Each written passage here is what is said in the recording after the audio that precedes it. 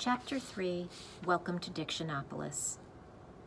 "You must excuse my gruff conduct," the watchdog said, after they'd been driving for some time. "But you see, it's traditional for watchdogs to be ferocious." Milo was so relieved at having escaped the doldrums that he assured the dog that he bore him no ill will, and in fact was very grateful for the assistance. "Splendid!" shouted the watchdog. "I'm very pleased. I'm sure we'll be great friends for the rest of the trip. You may call me Tock." "That is a strange name for a dog who goes tick, tick, tick, tick, tick all day," said Milo. "Why didn't they call you—" "Don't say it," gasped the dog, and Milo could see a tear well up in his eye. "I didn't mean to hurt your feelings," said Milo, not meaning to hurt his feelings. "That's all right," said the dog, getting hold of himself. "It's an old story and a sad one, but I can tell it to you now. When my brother was born, the first pup in the family, my parents were overjoyed and immediately named him Tick in expectation of the sound they were sure he'd make. On first winding him, they discovered to their horror that instead of going tick, tick, tick, tick, tick, he went tock, tock, tock, tock, tock, tock. They rushed to the Hall of Records to change the name, but too late. It had already been officially inscribed, and nothing could be done. When I arrived, they were determined not to make the same mistake twice, and since it seemed logical that all their children would make the same sound, they named me Tock. Of course, you know the rest. My brother is called Tick because he goes tock, tock, tock, tock, tock, tock, and I am called Tock because I go tick, tick, tick, tick, tick, tick, tick. And both of us are forever burdened with the wrong names.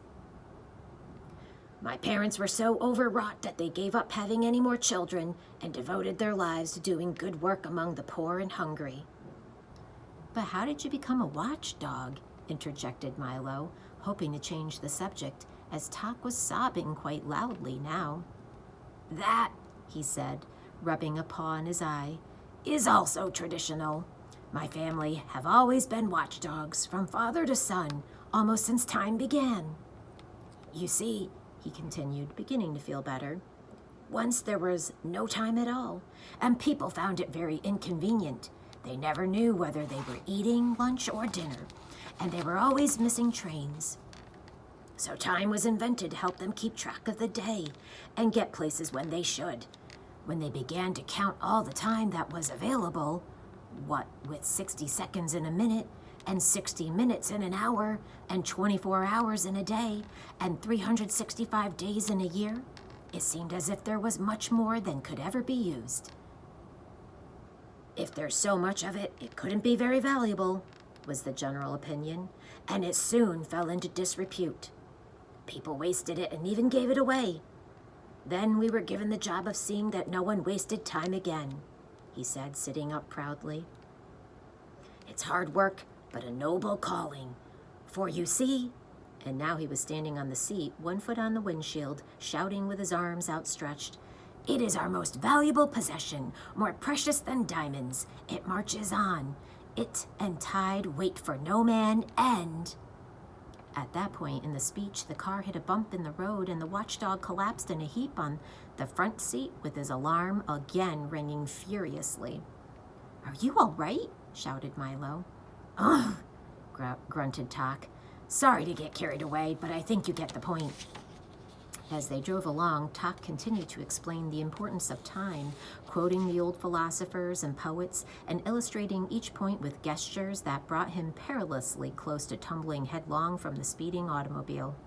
Before long, they saw in the distance the towers and flags of Dictionopolis sparkling in the sunshine, and in a few moments they reached the Great Wall and stood at the gateway to the city.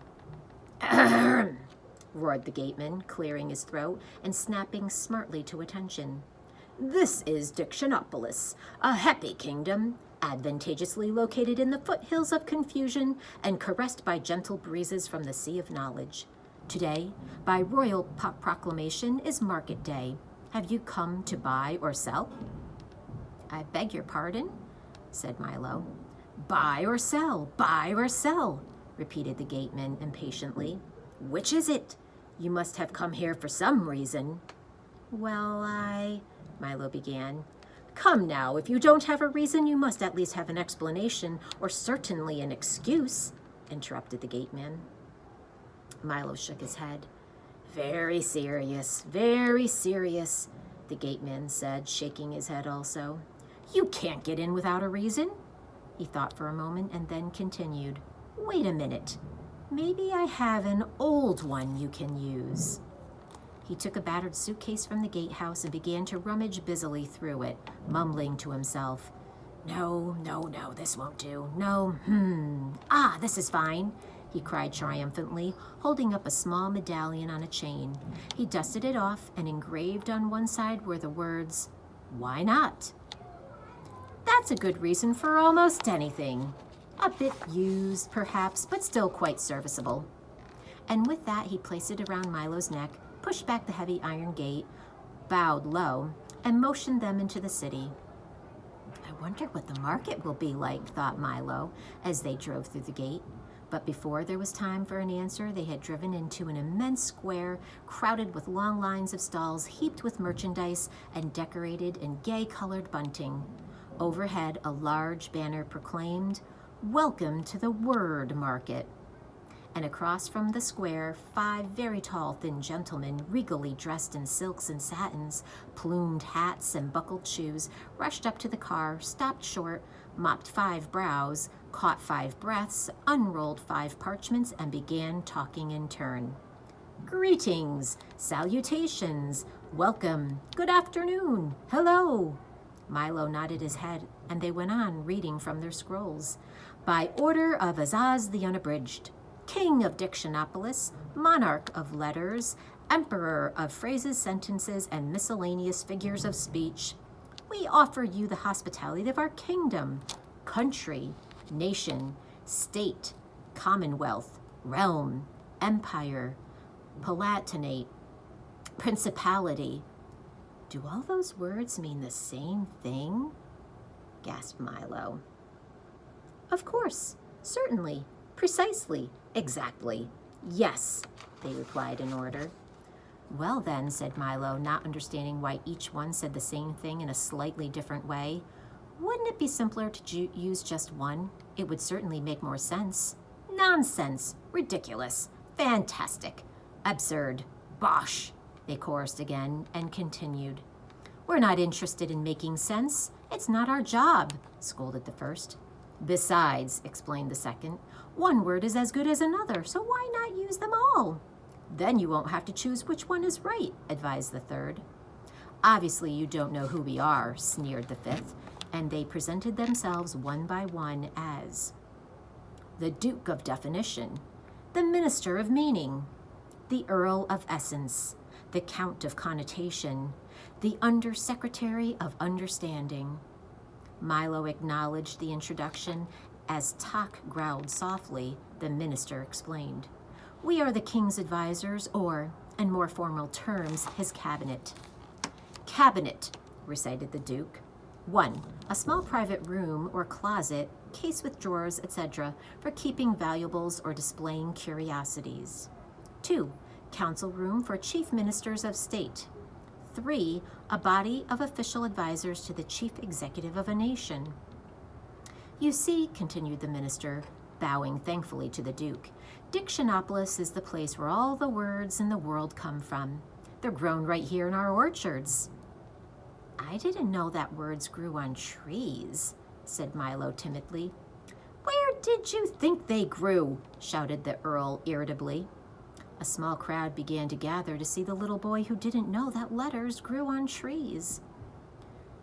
I didn't know they grew at all, admitted Milo, even more timidly. Several people shook their heads sadly. Well, money doesn't grow on trees, does it? Demanded the Count. I've heard not, said Milo. Then something must. Why not words? Exclaimed the Undersecretary triumphantly. The crowd cheered his display of logic and continued about its busyness.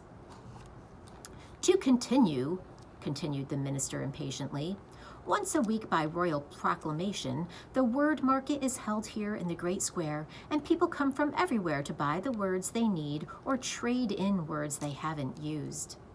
Our job, said the Count, is to see that all the words sold are proper ones, for it wouldn't do to sell someone a word that had no meaning or didn't exist at all. For instance, if you bought a word like glbisk, where would you use it? It would be difficult, thought Milo, but there were so many words that were difficult, and he knew hardly any of them. But we never choose which ones to use, explained the Earl as they walked toward the market stalls. For as long as they mean what they mean to mean, we don't care if they make sense or nonsense. Innocence or magnificence, added the Count. Reticence or common sense, said the Undersecretary. That seems simple enough, said Milo, trying to be polite. Easy as falling off a log, cried the Earl, falling off a log with a loud thump. Why must you be so clumsy? Shouted the Duke. All I said was, began the Earl, rubbing his head. We heard you, said the minister angrily, and you'll have to find an expression that's less dangerous. The Earl dusted himself off as the others snickered audibly. You see, cautioned the Count, you must pick your words very carefully and be sure to say just what you intend to say. And now we must leave to make preparations for the royal banquet. You'll be there, of course, said the minister. But before Milo had a chance to say anything, they were rushing off across the square as fast as they had come. Enjoy yourself in the market, shouted back the Undersecretary. Market, recited the Duke, an open space or covered building in which... And that was the last Milo heard as they disappeared into the crowd. I never knew words could be so confusing, Milo said to Tock as he bent down to scratch the dog's ear. Only when you use a lot to say a little, answered Tock. Milo thought this was quite the wisest thing he'd heard all day. Come, he shouted, let's see the market. It looks very exciting.